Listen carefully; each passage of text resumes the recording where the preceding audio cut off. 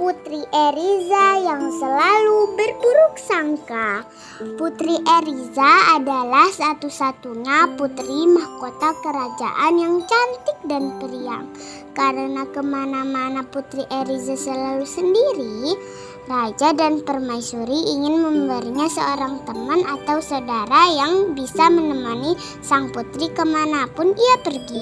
Mereka pun akhirnya mempertemukan Putri Eriza dengan seorang gadis kecil yatim piatu yang bernama Aisyah.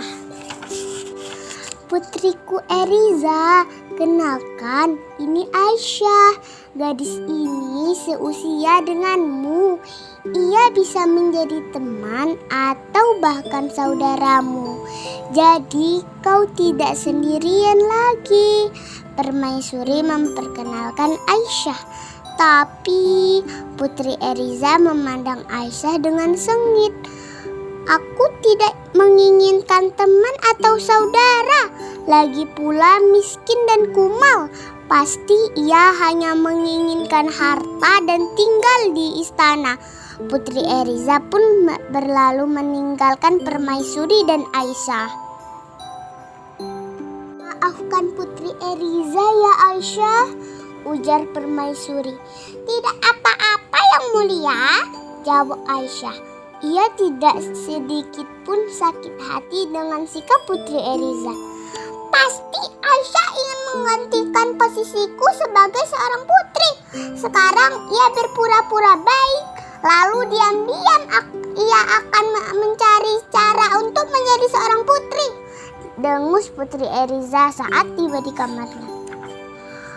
Hari demi hari berlalu. Putri Eriza masih selalu berburuk sangka kepada Aisyah. Meskipun Aisyah terus berusaha bersikap baik kepadanya, sampai suatu hari ada kejadian yang dapat mengubah pandangan Putri Eriza terhadap Aisyah. Putri Eriza memiliki sebuah mutiara yang besar dan indah. Mutiara itu merupakan mutiara yang langka dari kerajaan. Karena Putri Eriza takut mutiaranya hilang, ia menyelipkan mutiara itu di balik mahkotanya. Mutiara itu pun ia bawa beraktivitas kemana-mana. Setelah lelah beraktivitas, tiba-tiba ia ingat dengan mutiaranya.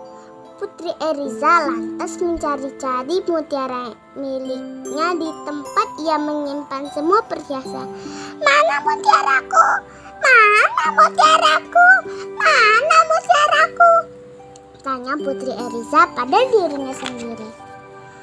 Putri Eriza mencari-cari di sekitar kamarnya, namun mutiara itu tidak juga ditemukan.